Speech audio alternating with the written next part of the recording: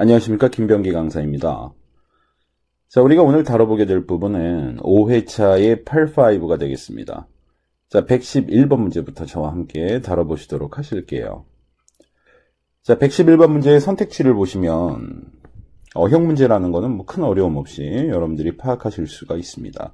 자, A, B 같은 경우는 wide나 wider이나 다 형용사죠. 다만 A의 wide는 형용사의 원급이고요. B의 wider은 형용사의 비교급이라고 생각하시면 되겠습니다.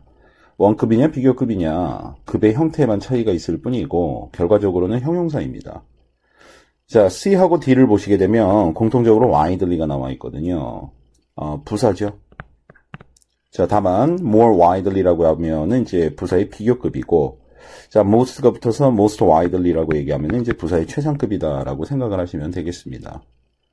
선택지를 통해서 이제 우리가 알 수 있는 것은 일단 빈칸에 적절한 어형을 선택해달라는 것인데요. 우선은 형용사냐 부사냐 품사의 어형을 먼저 결정을 지어야 되고요. 여기서 품사에 대한 어형만 결정이 났다고 해서 정답이 파악되는 게 아니에요. 또 한 번의 선택의 기로에 쓰셔야 됩니다. 원급이냐 비교급이냐 최상급이냐 구체적인 급의 형태까지 결정을 지으셔야 돼요. 다시 말해서 두 번의 선택의 기로에 쓰시게 되는 거죠. 어형 문제라는 게 한 번의 선택으로 정답이 나오게 되는 것이 가장 평이한 난이도고, 지금처럼 한 번 더 꼬아서 결과적으로는 두 번의 어형 선택을 정확하게 해야만 정답에 다다를 수 있는 이러한 어형 문제가 일반적인 어형 문제보다는 난이도가 한 단계 더 높은 그러한 유형의 문제라고 보시면 되겠습니다.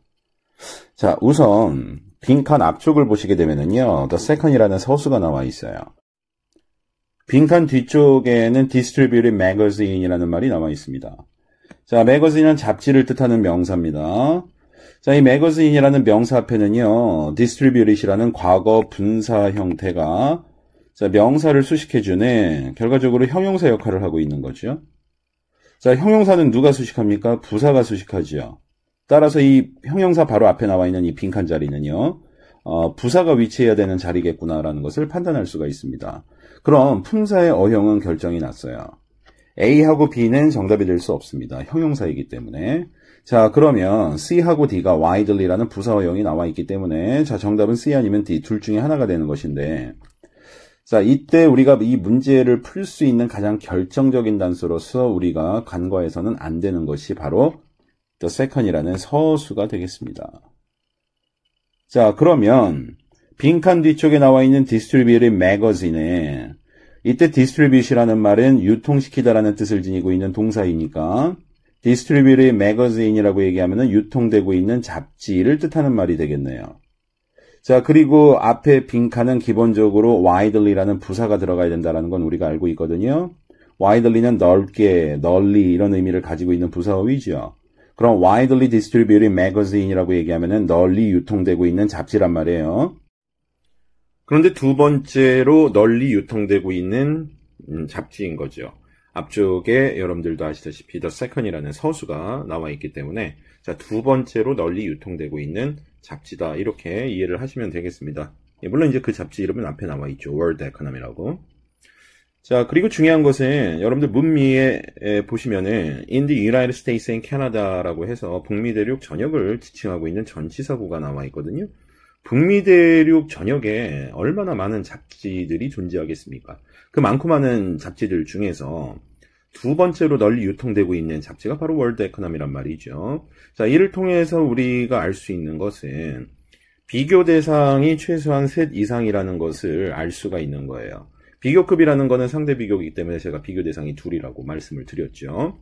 자, 최상급이라는 거는 항상 비교 대상이 셋 이상이어야 최상급이라는 형태를 취할 수가 있단 말이에요. 그런데 지금 비교 대상이 셋 이상이라는 것을 알 수가 있죠. 자, 따라서 빈칸에는 부사의 최상급 형태인 D의 most widely가 적절하다라고 볼 수가 있어요. 그래서 정답은 D가 되겠습니다. 자, 여기서 하나 더 짚고 가야 될 것은 앞에 서수가 나온 상태에서요, 빈칸이 등장을 하고 이 빈칸 자리에 원급이냐 비교급이냐 최상급이냐 급의 형태를 결정지으라는 이러한 문제를 앞으로 접하시게 됐을 때, 자, 빈칸 앞쪽에 서수가 나왔을 경우에는 항상 이 빈칸에는 최상급 형태가 위치해야 된다 하고 이렇게 정리해서 숙지하시면 되겠습니다. 자, 이어서 살펴볼 문제는 114번 문제가 되겠습니다. 114번 문제 선택지 보시면은 부사 어휘 문제구나라는 것을 알 수가 있습니다. 전부 다 ly로 끝나고 있는 형태이죠. 자, 그리고 같은 단어인데 살짝 형태만 달리한 그러한 선택지들이 아니라 4개의 선택지에 전부 다 서로 다른 부사 어휘들이 자리를 잡고 있어요. 그렇기 때문에 부사 어휘 문제구나라는 것을 여러분들이 판단하실 수가 있습니다. 자, 이 빈칸 자리에 적절한 부사 어휘를 선택하라는 그러한 문제가 되겠는데요. 이를 풀어내기 위해서는 빈칸 앞뒤에 어떠한 내용이 위치하고 있는지를 파악하셔야 될 필요가 있어요. 빈칸 앞쪽에는 The Chief Executive Officer 이라고 해서 최고 경영자가 등장을 하고 있고, 빈칸 뒤쪽에는 took care of pending business issues라는 말이 나와 있는데요. 이때 took care of라는 말은 다시 말해서 take care of죠. 이 took care of는 무엇을 돌보거나 처리하다라는 뜻을 지니고 있어요. 그 뒤에 등장하고 있는 pending이라는 말은 아직 결정되지 않은 상태, 다시 말해서 유보된 상태를 언급하는 형용사 어휘가 되겠습니다. 자, 그 뒤에 나와 있는 비즈니스 이슈스는 사업 사안이라든가 사업 안건을 지칭하는 복합명사가 되겠습니다. 그래서 took care of pending business issues라는 말은 결국 아직 결정되지 않았던 사업 사안을, 사업 안건을 처리하다라는 그런 의미가 되죠. 시제가 과거 시제니까 처리했다가 되겠네요. 자, 그걸 누가 처리했습니까? 최고 경영자가 처리했죠. 부사라는 게 기본적으로 어떻게라는 맥락으로 수식을 하는 존재란 말이에요. 그러면 최고 경영자가 결정되지 않았던 사업 사안들을 어떻게 처리했는지 바로 이 부분을 보완해 줄 수 있는 적절한 의미의 부사 어휘가 빈칸에 위치해야 된다는 것을 알 수가 있어요. A의 accurately라는 부사 어휘는 정확하게라는 뜻을 지니고 있는 부사 어휘예요.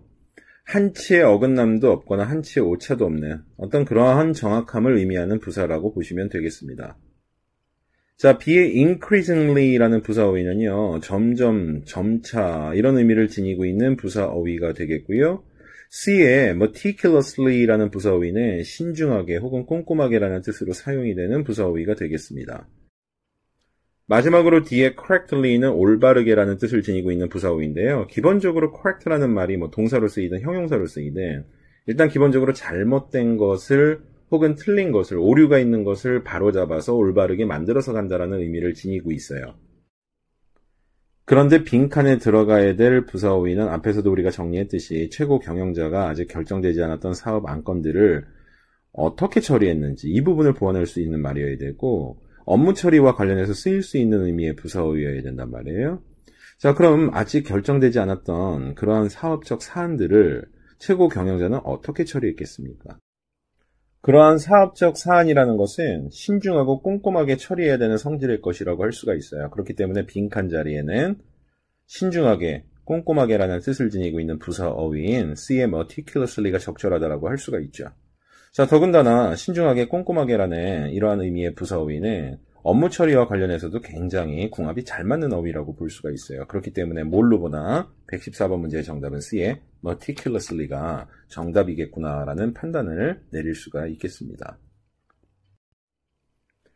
참고로 이 meticulously라는 부사 어휘는요, 실제 정기 토익에서 출제가 된 바가 있었던 어휘고요. 우리가 신중하게, 꼼꼼하게라고 얘기하면 되게 carefully라는 말 많이 떠올리게 되는데요. 자, carefully 뿐만 아니라 closely라든가, 그리고 제일 어렵게 출제가 됐었던 이런 meticulously 같은 이런 단어들도 여러분들이 꼭 같이 묶어서 함께 숙지해 주셔야 될 필요가 있다라는 그런 말씀을 좀 드리고 싶고, 그런데 선택지에 나와 있는 increasingly 같은 경우는 오답으로 제시가 되었지만 사실 정기 토익에서 정답으로 굉장히 많이 출제가 되어 왔었던 대표적인 부사 어휘거든요. 그래서 increasingly를 한번 간단하게 정리를 좀 하고 넘어가자면, 일단 increasingly는 점점 더, 점차라는 뜻으로 쓰이는 부사 어휘라고 제가 앞에서 소개를 해드렸었고, 정기 토익에서는 increasingly가 그 유명한 널리 알려진이라는 그 popular하고 연계해서 출제가 된 적이 있었고요. 또 점점 더 수요가 늘어난다라는 의미로 high in demand하고 연계해서 출제된 바도 있었고요. 수요가 점차 증가한다라는 의미에서는 high in demand뿐만 아니라 demanding과 연계해서 출제된 바도 있었고요.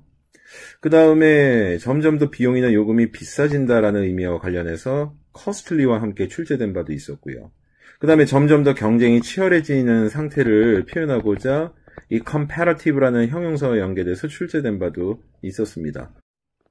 따라서 increasingly 하고 함께 자주 쓰이는 대표적인 이런 표현들도 여러분들이 함께 숙지해 주시면은 정기 토익에 대한 좋은 대비가 될 거라고 생각합니다. 자, 이렇게 해서 114번 문제는 마무리를 짓도록 하겠습니다.